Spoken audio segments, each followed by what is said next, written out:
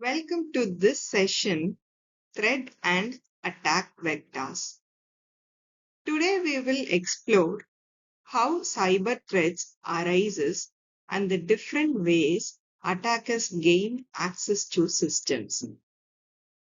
You will learn about common threats, attack techniques, and the paths attackers use to exploit vulnerabilities.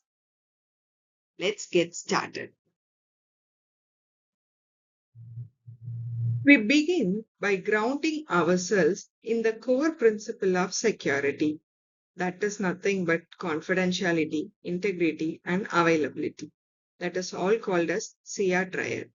So, confidentiality ensures information is not disclosed to unauthorized individuals.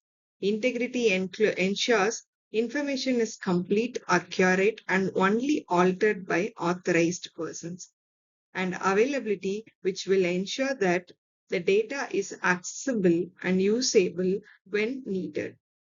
So, the increasing complexity of threats and attacks, especially those arising from the internet, underscores the need for proactive information assurance and cybersecurity.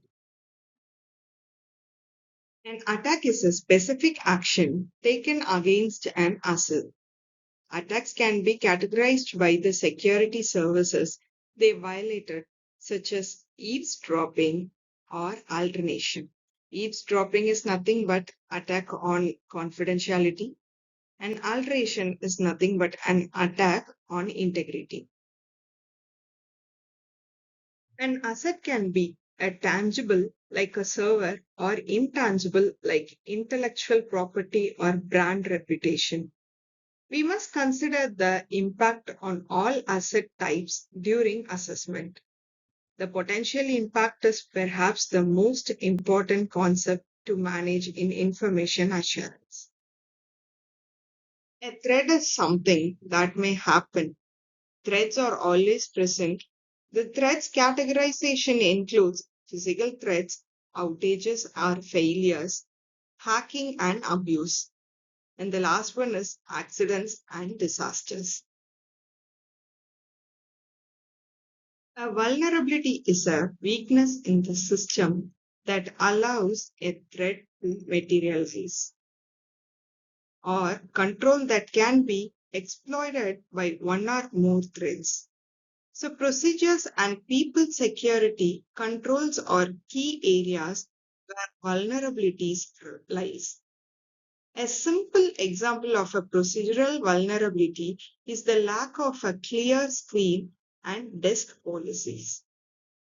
So, vulnerability categorized into two things.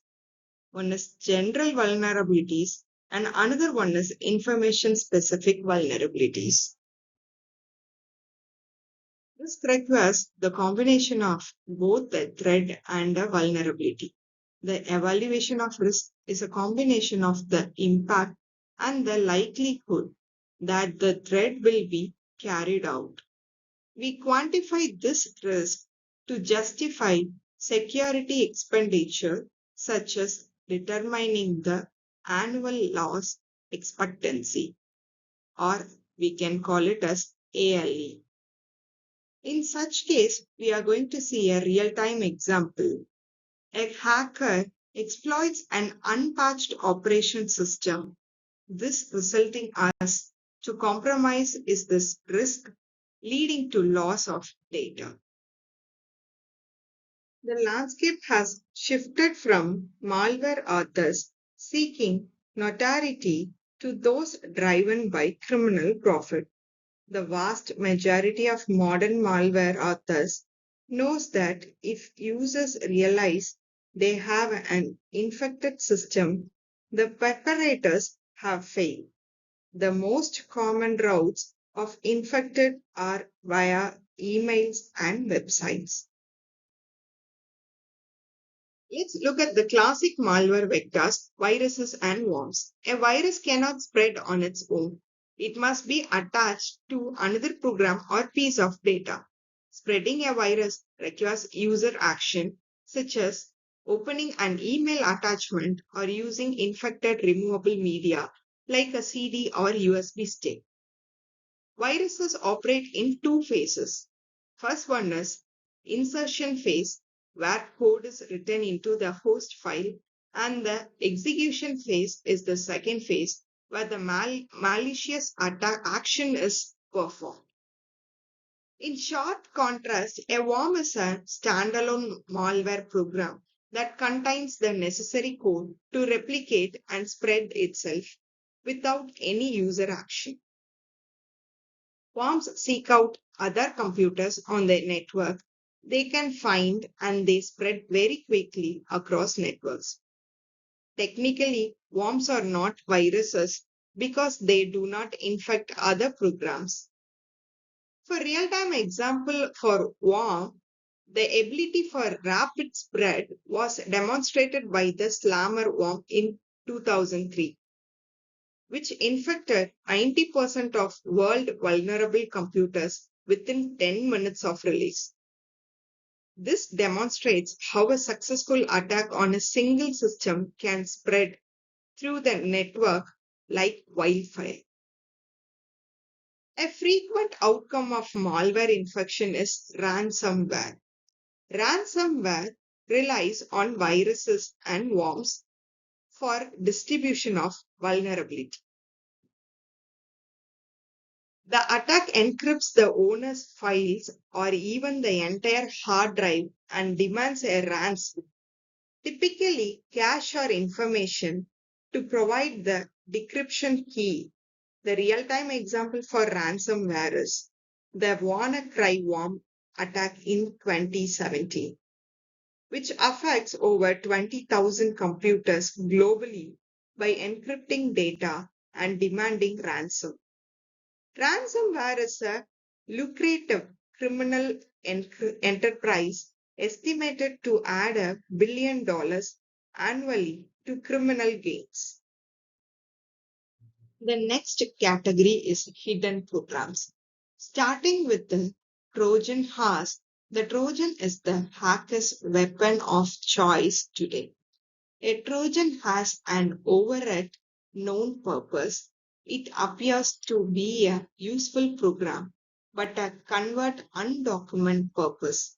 It secretly performs a malicious action that violates the security policy. The system cannot determine if the instructions being executed are known to the user or a set of instructions that user did not intend to execute. Trojan are often hidden inside compromised copies of other programs. They often successfully avoid security countermeasures because poorly configured user accounts tend to have administrator privileges, allowing the malicious code to run. The main risk of a Trojan horse is that it allows an attacker to perform a task as if he were another user, possibly even a system administrator. A real-time example for Trojans: an attacker might discuss a Trojan as a popular utility program that performs a useful task but secretly sends proprietary company secrets to the attackers if run with sufficient user privileges. The most sophisticated Trojan is the rootkit. A rootkit is a pernicious Trojan horse, a complex software package that attempts to hijack the OS and hide its presence. Rootkits often replace or patch critical system programs used by administrators to detect the invasion, such as those that list, process, or network activity. Rootkits are insidious designed to copy sensitive data like passwords and account details for financial frauds and identity theft. Our final category is privacy invasive malware, which targets the user's sensitive information. Spyware is software designed to gather information covertly about a user, their computer, or usage patterns. Without their knowledge, its function is truly covert and its presence is meant to be invisible. Spyware has been regarded as the largest threat to Internet users since spam. A common example of spyware is keylogging. A keylogger tracks keystrokes to capture sensitive user credentials such as login information. This data can be collected by software loggers or by hardware keyloggers. Small device physically installed between the keyboard and the computer. Adware is a form of malware that gathers information for marketing purpose and displays advertisements. Malicious advert displays advertisements against the user console. Adware often monitors usage patterns and web page visits to better target the displayed advertisement. Real-time example for spyware is malevolent cookies used by websites are a common type of spyware. They are often designed to be permanent tracking usage and reporting web activity back to a third party without user consent, violating the user ability to control the content being displayed. No matter how comprehensive the defense is, there is always a possibility that a new form of attack can get through. Zero-day attacks exploit previously unknown vulnerabilities and pose a unique problem for intrusion detection because they are not recognizable by simple signature-based schemes. Botnets leverage the distributed power of the internet. The real-time example for botnet use. A botnet can launch a distributed denial of services, which is also called as DDoS, attack against a target which is overwhelming its capacity and preventing legitimate users from accessing the service. Social engineering involves manipulating people to obtain confidential information. Circumventing technical security, insiders are often the most dangerous threat actors. The real time example for social engineering, attackers use social engineering to get physical access or sensitive data. For instance, penetration testers successfully impersonate auditors and new employees via phone calls to obtain employee numbers and cost center numbers, allowing them to ship a corporate directories of sites they later call new hires, impersonating the computer center to provide a security awareness briefing and exact login and password, successfully bypassing security system. Phishing targets are financial services due to the high value of information. Let's see a real-time example for biotin. An employee picks up a seemingly innocent USB drive marked with a recognizable label and insert it into a work computer, which will lead and unwittingly installing malicious software. Because bandwidth is finite, denial of services attempts aim to exceed a server's maximum capacity of respond to request. DOS attacks intentionally interrupt or degrade services. A notorious method is the SYN flood attack, where a remote host begins the TCP three-way handshake but never sends the final ACK, which causing the local host to exhaust resources waiting for half-open connections. A real-time example for Smurf attack and DNS. An attacker sends ICMP packets with the spoofed target IP to the broadcast address of a misconfigured network, multiplying the traffic flow to create a denial of services condition, which is nothing but DOS. Attacks can also target the domain name system, which is nothing but DNS server, by infusing false information, redirecting a user request elsewhere. Packet sniffing involves monitoring network traffic, often in wireless locations, to capture sensitive data.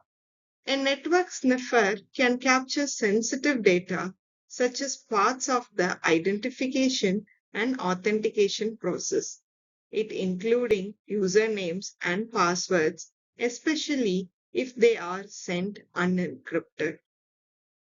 Man in the middle involves interception, modification, and retransmission of network streams using strong encryption is the fundamental defense against eavesdropping. SQL injection exploits input validation weakness to insert malicious SQL queries into a database. SQL uses commands like select, insert, update, and delete.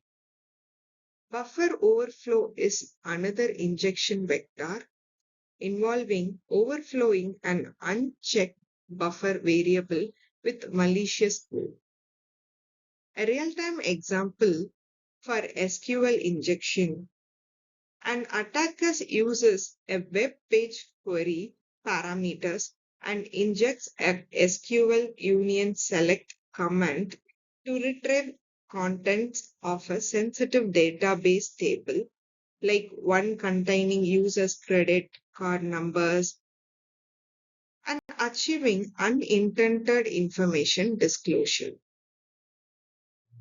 Cross-site scripting uses improper input validation to inject code that is executed a victim's browser. Cross-site scripting attacks leverage JavaScript capabilities to redirect victims to malware pages or steal cookies. In cross-site request forgery, exploits a website's trust of a specific user. In cross-site request forgery is the opposite of cross-site scripting. In the cross-site scripting exploits a user trust of a site, while cross-site request forgery exploits a site's trust of a user. Let's see a real-time example for cross-site request forgery. A malicious website causes a user logged into their bank to unknowingly execute a request to transfer funds to the attacker's account. Security is a continuous improvement project involving people, process, and technology, all working in unison. It will reducing vulnerability likelihood involves applying appropriate security patches and tightening the security settings. Controls or action that reduce risk for denial of service, anomaly detection, and known mitigation techniques like limiting ICMP floods are used for malware intrusion detection system, identifying incidents while antivirus software act as a corrective control. Effective security awareness training is vital to counter social engineering threats. It's not if it's a case of when and how often. It is essential that systems are configured for robust auditing. Audit records should log data points like event types, event locations, event times, and IP address involved. Timestamps should map to coordinate universal time or Greenwich Mean Time with adequate granularity, often 1 second. This ensures forensic admissibility when a security incident occurs.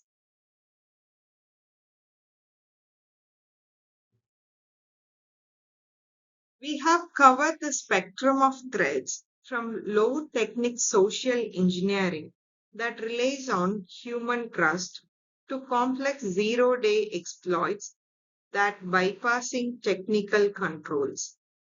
Remember, risk management is a function of security awareness, which will control acceptance and budget. This requires continuous policy maintenance, monitoring, enforcement, and education. Thank you for your time.